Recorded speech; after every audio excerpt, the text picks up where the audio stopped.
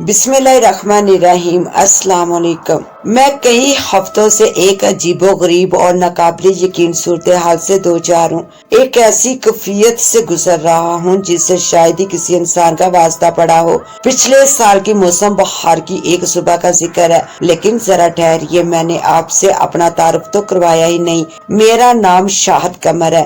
زندگی کی 35 بہاریں گزار چکا ہوں۔ ایک نمبر کا نکما ہڈ حرام ہونے کا مجھے شرف حاصل ہے۔ دن بھر محلے کی نکڑ پر بیٹھ کر آتی جاتی لڑکیوں کو گورنا، چھیڑنا، پریشان کرنا اور فحشہ قسم کے فلمی گانے گانا میرا پسندیدہ ہی نہیں بلکہ بے حد محبوب مشغلہ تھا۔ نوکری کرنے کو کبھی دل ہی راضی نہ ہوا۔ یہی وجہ ہے کہ عرصہ دراز سے ماں باپ کی روٹیاں توڑ رہا تھا۔ دن بھر آوارہ گردی کرنا اور رات کو کسی گھر یا دکان میں گھس کر چوری کی چھوٹی بڑی واردات کرنا اور پھر اپنے گھر آ کر لمبی تان کر سو جانا، یہ میری زندگی کا نصب العین تھا۔ لیکن ذرا ٹھہریے، کہانی میں آگے بڑھنے سے پہلے آپ تمام دوستوں سے التماس ہے کہ ہمارے چینل ذرا سیاحت کو سبسکرائب کر دیجیے اور ساتھ گھنٹی کے بٹن کو دبا دیجیے تاکہ ہماری آنے والی کہانی کا نوٹیفیکیشن آپ کو مل سکے۔ شکریہ۔ صرف محلے والے ہی نہیں، میرے اپنے گھر کے لوگ بھی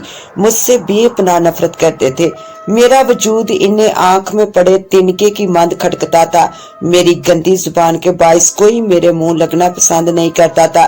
میری سگی ماں بھی میرے غصے کے آگے خاموش ہو جایا کرتی تھی اور مجھ سے چھوٹی میری تینوں بہنیں مجھ سے اس قدر خوفزدہ اور ڈری سہمی رہتی جیسے میں ان کا بھائی نہیں بلکہ کسائی ہوں جو موقع ملتے ہی ان کے وجود ٹکڑے ٹکڑے کر کے چیل کے آگے پھینک دے گا۔ ویسے حقیقت بھی یہی تھی۔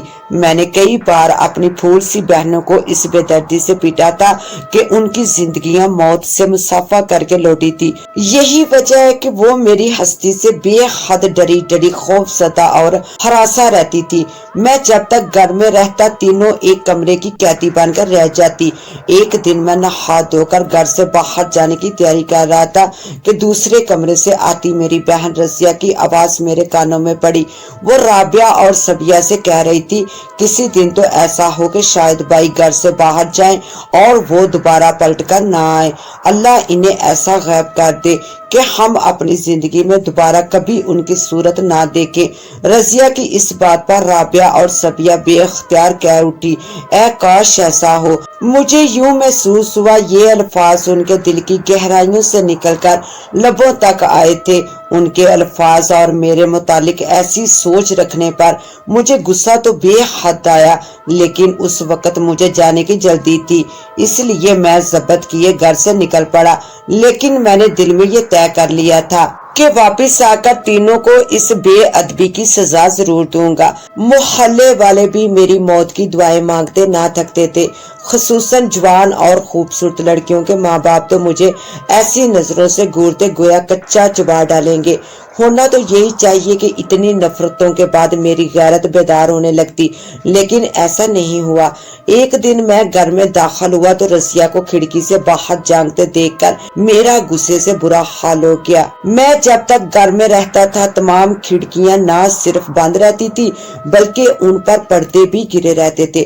میں ذرا دیر کے لیے گھر سے باہر کیا گیا، رضیہ نے پردے ہٹا کر نہ صرف تمام کھڑکیاں کھول دی بلکہ خود کھڑکی میں کھڑی ہو کر نہایت دیدہ دلیری سے باہر کا نظارہ کرنے میں مصروف تھی۔ مجھے اس پر غصہ تو پہلے ہی تھا، دل میں بڑا غبار نکالنے کے لیے میں اس بات کو بنیاد بنا کر رضیہ کی طرف بھوکے شیر کی مانند بڑھا اور اپنی پھول سے بھی زیادہ نازک بدن بہن کو بالوں سے پکڑ کر اس کا چہرہ اپنے سامنے کیا اور اس کے چہرے پر یکے بعد دیگرے اتنے تماچے مارے کہ اس کی نکسیر پھوٹ پڑی، ہونٹ بھی پھٹ کر خون اگلنے لگے۔ اگر اس کی چیخو پکار پر اماں بر وقت دوڑی ہوئی نہ آتی اور اسے میری گرفت سے آزاد نہ کرتی تو شاید میں تماچے مار مار کر اس کے چہرے کا برتا بنا چکا ہوتا۔ تم بھائی نہیں ہو، کسائی ہو، ایک عذاب ہو جو ہم پر مسلط کیا گیا ہے، ایک بہت بڑی مصیبت۔ اللہ کرے تمہیں جیتے جی موت آ جائے، تم زندہ ہونے کے باوجود ہمارے لیے مت جاؤ۔ دل میں بڑا غبار نکالنے کے لیے میں اس بات کو بنیاد بنا کر رضیہ کی طرف بھوکے شیر کی مانند بڑھا اور اپنی پھول سے بھی زیادہ نازک بدن بہن کو بالوں سے پکڑ کر اس کا چہرہ اپنے سامنے کیا اور اس کے چہرے پر یکے بعد دیگرے اتنے تماچے مارے کہ اس کی نکسیر پھوٹ پڑی، ہونٹ بھی پھٹ کر خون اگلنے لگے۔ اگر اس کی چیخو پکار پر اماں بر وقت دوڑی ہوئی نہ آتی اور اسے میری گرفت سے آزاد نہ کرتی تو شاید میں تماچے مار مار کر اس کے چہرے کا برتا بنا چکا ہوتا۔ تم بائی نہیں ہو، کسائی ہو، ایک عذاب ہو جو ہم پر مسلط کیا گیا ہے، ایک بہت بڑی مصیبت۔ اللہ کرے تمہیں جیتے جی موت آ جائے، تم زندہ ہونے کے باوجود ہمارے لیے مت جاؤ۔ پہلی بار رضیہ نے اپنی نفرت کا اظہار میرے سامنے اور میرے منہ پر کیا۔ میں تو اس بدتمیزی پر بھی اسے مارنے کے لیے لپکا تھا، لیکن اماں نے مجھے دھکیل کر پیچھے کیا اور رضیہ کو باہوں میں بھرے کمرے سے باہر نکل گئی۔ آدھی رات تک میں اپنے ایک دوست کے ساتھ سڑکیں ناپنے کا کام انجام دیتا رہا۔ پھر ایک گھر میں ایک چوری کی چھوٹی سی واردات سر انجام دے کر میں گھر لوٹ آیا۔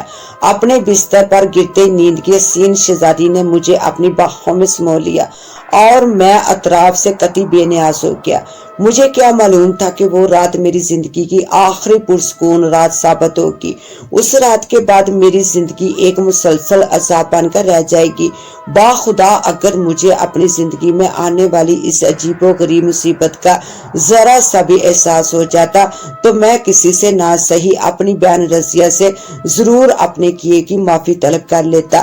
میں اپنے کمرے سے باہر آیا تو زینے کے درمیان اماں کی پالتو بلی کو مزے سے بیٹھے دیکھ کر میرے چہرے پر ناگواری سی پھیل کر رہ گئی۔ حالانکہ بلی ایک نا سمجھ اور بے زبان جانور ہے، لیکن اماں نے بلی کے دل و دماغ میں بھی میرے خلاف اس قدر زہر بھر دیا تھا کہ وہ بے زبان جانور جب بھی مجھے دیکھتی تو غصے سے میاؤں کر کے بھیانک ترین آواز میں گرانا ہرگز نہ بھولتی۔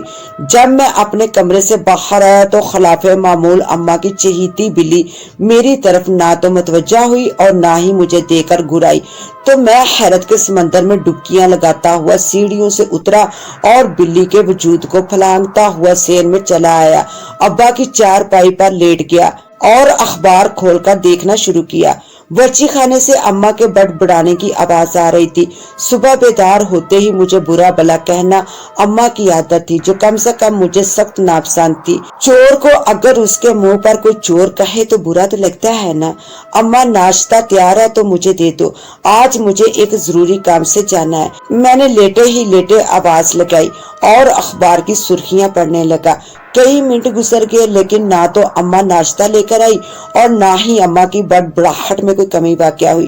حالانکہ میری آواز سنتے ہی اماں کی زبان کو ایک دم سے بریک لگ جاتی تھی، لیکن آج ایسا نہیں ہوا۔ میری آواز سننے کے باوجود اماں مسلسل مجھے برا بلا کہے جا رہی تھی۔ آج کی اماں کی بڑبڑاہٹ میں غصے کی آمیزش کچھ زیادہ تھی۔ نکما ہڈ حرام، ہمارا خون چوسنے والا، جانے کب اٹھے گا، جیسے میں اس کی نوکر ہوں کہ اب وہ نکما کھٹو سو کر اٹھے میں اس کی خدمت میں ناشتہ پیش کروں۔ اماں کے ان الفاظ پر میں نے غصے سے قدرے چیخ کر کہا، بس بہت ہو گئی اماں، میں اٹھ چکا ہوں، ناشتہ لے آؤ۔ میرا خیال تھا کہ میرے یہ دھمکی امیز الفاظ اماں کی بولتی بند کر کے رکھ دیں گے۔ اماں کے کانوں تک میری آواز ہی نہ پہنچی۔ شاید غصے کی زیادتی نے اماں کے سننے کی صلاحیت کو متاثر کر رکھا تھا، کیونکہ میرے بار بار کہنے کے باوجود اماں نہ تو میری آواز سن پا رہی تھی اور نہ ہی ان کے غصے میں کوئی کمی واقع ہو رہی تھی۔ حالانکہ میں نے ایک دو بار نہیں بلکہ کئی بار چیخ چیخ کر کہا کہ اماں میں اٹھ چکا ہوں، لیکن اماں نے ایک بار بھی میری آواز نہ سنی۔ میں چارپائی سے اٹھ بیٹھا، اسی لمحے اماں کچن سے باہر آئی اور میری چارپائی کے قریب سے گزرتی ہوئی زینے کی طرف بڑھ گئی۔ ایک ہاتھ جنگلے اور ایک پاؤں دوسرے نمبر کے سینے پر رکھ کر وہ زور سے چیخ کر بولی، شاہد اب اٹھ جا، کیا سارا دن سویا رہے گا؟ مجھے کام پر بھی جانا ہے، نیچے آ کر ناشتہ کر لے، میرے بعد تجھے کوئی ناشتہ نہیں دے گا، اماں چیخ چیخ کر کہتی رہی اور میں حیرت سے اماں کو دیکھتا رہ گیا۔ مجھے اس بات پر حیرت ہو رہی تھی کہ ایک 5.5 فٹ کا صحت مند انسان اماں کو چارپائی پر بیٹھا دکھائی نہیں دے رہا تھا۔ آخر کیوں اماں، میں یہاں ہوں، میں نے لہجے میں شہد سی مٹھاس گھول کر محبت سے کہا اور اپنے دونوں ہاتھ اماں کے کندھے پر رکھ دیے، لیکن میرے کسی بھی عمل کا اماں پر کوئی اثر نہ ہوا۔ انہوں نے میرا جملہ جیسے سنا ہی نہیں اور چیختی چلاتی ہوئی سیڑھیاں چڑھ گئی۔ ان کا رخ میرے کمرے کی جانب تھا۔ نہ سمجھی اور حیرت کے ملے جلے تاثرات لیے اماں کی چہیتی بلی کو گورنے لگا۔ حیرت انگیز بات یہ تھی کہ آج اماں کی یہ چہیتی بلی بھی مجھے دیکھ نہیں پا رہی تھی۔ آخر آج اس بلی اور اماں کو کیا ہو گیا تھا کہ واقعی غصے کی زیادتی نے اماں کی سماعت اور بصارت کو متاثر کیا تھا؟ ابھی میں اس سوال پر خود ہی ذکر کر رہا تھا، دوسرے کمرے سے ابا کھانستے ہوئے باہر آئے اور سیدھے اپنی چارپائی کی طرف بڑھے۔ ان کی نظریں ذہن میں کسی چیز کی تلاش میں ادھر ادھر گردش کر رہی تھی۔ ارے نیک بخت، یہاں میری چارپائی پر آج کا اخبار رکھا تھا، کہاں گیا؟ ابا کے اس جملے پر میں نے فوراً سے اپنے ہاتھ کی طرف دیکھا۔ اخبار میرے ہاتھ میں تھا جو اماں کی طرف بڑھتے وقت میں نے رول کر کے اپنے الٹے ہاتھ میں تھام لیا تھا۔ ابا تمہارا اخبار میرے پاس ہے، یہ لو۔ میں نے وہی کھڑے کھڑے ابا کو جواب دیا اور ہاتھ بڑھا کر اخبار ان کی طرف کیا، لیکن ابا نے جیسے میرا جملہ سنا ہی نہیں اور صحن میں بچھی چار پائیوں کے ارد گرد گھوم کر اخبار تلاش کرنے میں مگن ہوئے۔ میں حیرت سے ابا کی طرف دیکھنے لگا۔ اخبار میرے ہاتھ میں تھا اور میں ان کے سامنے چند قدم کے فاصلے پر ہی کھڑا تھا، لیکن اس کے باوجود میں ابا کو دکھائی نہ دے رہا تھا۔ آخر یہ سب کیا معاملہ تھا؟ ابا تمہارا اخبار میرے پاس ہے، میں ابا کے قریب آ کر بولا، لیکن وہی ہوا جو صبح سے اب تک میرے ساتھ ہو رہا تھا۔ ابا نے میری آواز نہ سنی اور اخبار نہ ملنے پر اماں پر برسنے لگے۔ یہ صورتحال دیکھ کر میرا بد حواس ہونا کچھ ایسا غلط بھی نہ تھا۔ آخر اس کی کوئی تو وجہ ہوگی کہ میری آواز کسی کو سنائی نہ دے رہی تھی، بلکہ میرا وجود بھی کسی کو دکھائی نہ دے رہا تھا۔ میں نے غصے سے اخبار صحن کے ایک کونے کی طرف اچھال دیا۔ ارے یہ اخبار یہاں کیسے آ گیا؟ ابا کے لبوں سے نکلنے والے اس جملے نے مجھے بت کی ماند بے حس و حرکت کر ڈالا۔ جب تک اخبار میرے ہاتھ میں تھا ابا کو دکھائی نہ دے رہا تھا، میری گرفت سے آزاد ہوتے ہی اخبار دکھائی دینے لگا۔ یا اللہ، آخر کیا اسرار ہے؟ میں چکرا کر رہ گیا۔ میں سخت حیران ہو رہا تھا۔ کیا سب اندھے بہرے ہو کے ہیں؟ اس سے پہلے کہ میں کچھ اور سوچ پاتا اماں زینے سے اتری ہوئی ابا کی طرف بڑھی۔ کیا شاہد رات گھر نہیں آیا تھا؟ اماں نے ابا سے دریافت کیا۔ مجھے کیا معلوم، میں کیا اس کے ساتھ ساتھ رہتا ہوں؟ لاؤ مجھے ناشتہ دو۔ ابا نے کسی بھی قسم کے تاثرات کا اظہار نہ کیا۔ اماں بھی تینوں بہنوں کو پکارتی ہوئی بورچی خانے میں گھس گئی۔ میں ہوا کے بگولے کی مند ان کے پیچھے ہی لپکا۔ میں اماں کے عقب میں جا کر کھڑا ہوا۔ میں سوچ رہا تھا کہ ممکن ہے رضیہ کو بے دردی سے پیٹنے پر اماں مجھ سے خفا ہو گئی ہو اور اب میری ہستی کو نظر انداز کر کے مجھے میری غلطی کا احساس دلانے کی کوشش کی جا رہی ہو۔ اماں نے میری طرف مڑ کر بھی نہ دیکھا اور ناشتہ ٹرے میں سجانے لگی۔ اماں کیا مجھ سے بہت خفا ہو تم؟ میں نے اماں کے کان کے قریب منہ لے جا کر دریافت کیا، لیکن اماں کے کان پر جوں تک نہ رینگی۔ اب میرا ضبط جواب دے گیا۔ میں نے ایک سائڈ پر رکھا فرائی پین اٹھا لیا اور غصے سے فرائی پین اسٹیل کے برتنوں پر دے مارا۔ میں ایسا کرنے پر مجبور ہو گیا تھا۔ جو کچھ میرے ساتھ ہو رہا تھا یا کیا جا رہا تھا بڑا ہی حیرت انگیز، غیر معمولی اور ناقابل یقین سا تھا۔ حالانکہ فرائی پین کے اسٹیل کے برتنوں سے ٹکراتے ہی بڑی زور سے آواز پیدا ہوئی تھی۔ میرا اپنا دماغ جھنجھلا اٹھا تھا، لیکن اماں کی صحت پر کوئی اثر نہ پڑا۔ نہ وہ چونک کر پلٹی اور نہ ہی برتنوں کی طرف متوجہ ہوئی۔ البتہ ناشتے کی ٹرے اٹھائے وہ کچن سے نکل گئی۔ میرے تن بدن میں غصے کی آگ سی بھڑک اٹھی۔ مجبوراً میں نے اپنے غصے پر قابو پایا اور نہایت سنجیدگی سے اس مسئلے پر غور کرنا شروع کر دیا۔ یہ مجھے اپنے گھر والوں کی کوئی چال دکھائی دے رہی تھی۔ یہ مجھے نظر انداز کر کے مجھے یہ احساس دلانا چاہ رہے تھے کہ میری ہستی ان کے لیے کوئی اہمیت کی حامل نہیں تھی۔ اگر ایسی بات ہے تو انہوں نے یہ انتہائی اور ضرورت سے زیادہ بچگانہ طریقہ اختیار کیا تھا۔ وہ براہ راست بھی اپنی بیزاری اور نفرت کا اظہار کر سکتے تھے۔ بہرحال میں غصے سے کھولتا ہوا گھر سے نکل گیا۔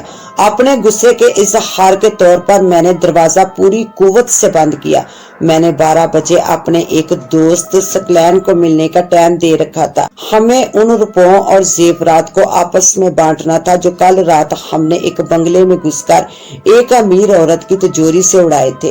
वारदात अगरचा मैंने अपने इलाके में की थी, लेकिन पुलिस के खौफ से तमाम नकदी और जेवरात मैंने सकलैन के घर में रख छोड़े थे और सकलैन का घर मेरे घर से आधे घंटे की मुसाफत पर वाक़या था। मैंने करीब से गुजरते एक रिक्शा को आवाज देकर रोका, मगर वो कम बख्त मेरी आवाज पर रुकने की बजाय मेरे करीब से नहायत तेजी से गुजरकर आगे बढ़ गया। जब मुसलसल 2-3 रिक्शे वालों ने मेरी पुकार पर कोई तवज्जो ना दी तो मैं मजबूरन रिक्शा स्टैंड की सिमत हो लिया। यहाँ कई खाली रिक्शे खड़े थे। भाई कुरंगी चलोगे, मैंने एक रिक्शे वाले को मुखातब करके कहा, मगर वो मेरे वजूद को नजरअंदाज किए अपने इर्द गिर्द नजरें दुराने लगा। ए मिस्टर, मैंने क्या कहा? बहरे हो? सुनाई नहीं दे रहा मैं क्या कह रहा हूँ? मैंने अपने गुस्से का इजहार किया। असर खातर ख्वाह हुआ।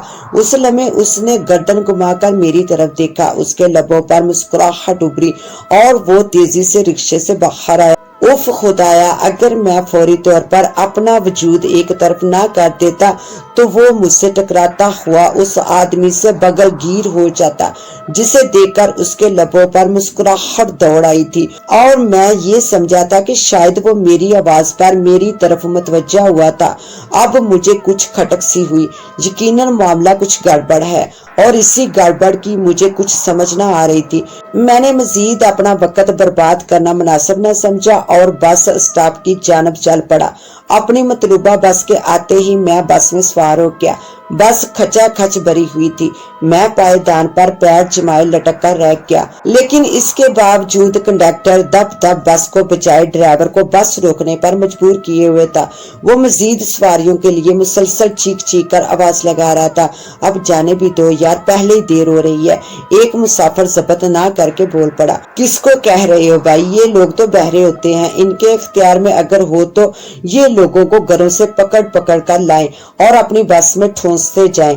मैंने उसी मुसाफिर की तरफ देखकर कहा। एकदम से बस चल पड़ी। मैं तवाज़न बरकरार ना रखते हुए गिरते गिरते बचा और मरते मरते रह गया। अब एक गधे की औलाद, ठीक तरह से बस चला, तो कोई हवाई जहाज नहीं उड़ा रहा।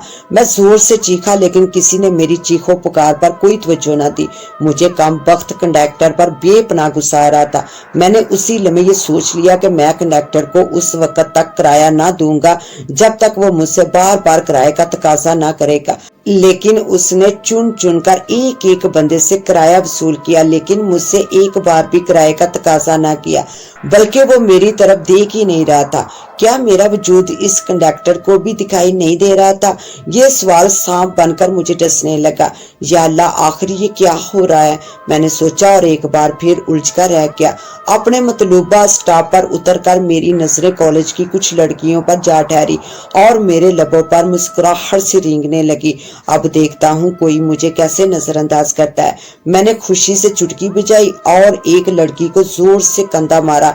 एक की चुटिया पकड़कर खींची, एक लड़की के बाजू पर चुटकी भरी, एक लड़की के कान के करीब मुंह ले जाकर आई लव यू कहा और एक लड़की की कानों की बाली से छेड़छाड़ करता रहा। लेकिन मेरी किसी भी बदतमीजी का किसी ने कोई नोटिस न लिया। मेरी कोई भी हरकत किसी को जरा सी भी महसूस ना हुई। ये सूरत हाल मेरे लिए ना सिर्फ मायूस कुन बल्कि शदीद ज़हनी अजियत का बायस बनी।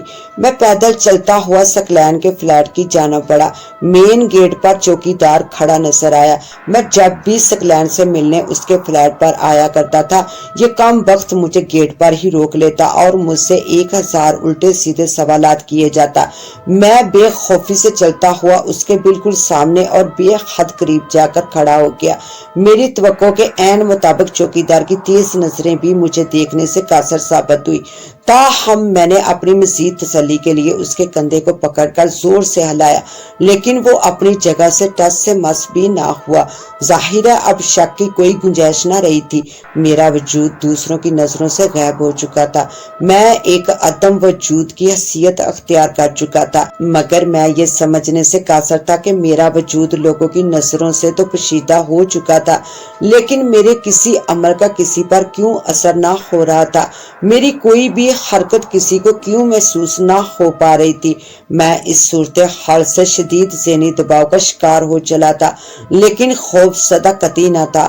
ایک لمحے کے لیے سوچ کر میں خوشی کی زیادتی سے جھوم اٹھا کہ اپنی اس صلاحیت کو کام میں لا کر میں بے شمار دولت حاصل کر سکتا ہوں، حسین اور جوان لڑکیوں کی قربت سے لطف اندوز ہو سکتا ہوں، لیکن اگلے ہی لمحے اس سوچ نے میری تمام خوشیوں پر پانی پھیر دیا کہ ایسی دولت میرے کس کام کی جسے میں اپنی مرضی کے مطابق اپنی ذات پر خرچ نہ کر سکوں، اور حسین لڑکیوں کی قربت کا بھی کیا لطف جنہیں میرا وجود ہی دکھائی نہ دے۔ میں سکلین کے فلیٹ کے دروازے پر جا کھڑا ہوا، دروازہ کھلا ہوا تھا، میں بے دھڑک اندر داخل ہو گیا، دستک دینا ویسے بھی فضول تھا۔ جو ہی میں سکلین کے بیڈ روم میں داخل ہوا، ایک لمحے کے لیے، جی ہاں صرف ایک لمحے کے لیے میرا دل خوشی کی زیادتی سے دھڑک اٹھا۔ میں یہ سوچ کر خوشی سے پاگل ہو گیا کہ اب تک جو کچھ میرے ساتھ پیش آتا رہا اس کی حیثیت محض ایک خواب کے سوا کچھ نہ تھی۔ وجہ میرا دوست سکلین تھا جو مجھے دیکھتے ہی مجھ پر برسنا شروع ہو گیا۔ شاہد ابے احمق، الو کے چرگے، گدے کا بیچا رکھنے والے، کتنے بار تجھ سے بکواس کی ہے کہ چوری کا مال اور چوری کی رقم یوں سامنے رکھ کر مت جایا کرو۔ تمہیں آخر میری بات سمجھ کیوں نہیں آتی؟ چوکیدار پہلے ہی ہماری طرف سے مشکوک ہے، تم ضرور کسی دن مجھے جیل کی سیر کرواؤ گے۔ سکلین نے یہ کہہ کر چوری کی رقم اور زیورات ایک لیڈیز پرس میں بھرنا شروع کر دی۔ ناظرین، اس کہانی کا بقیہ حصہ دیکھنے کے لیے پارٹ 2 کا وزٹ کریں۔ تو اس کے ساتھ ہی اب مجھے دے اجازت، ملتے ہیں انشاءاللہ پارٹ 2 کے ساتھ، تب تک کے لیے اللہ نگہبان۔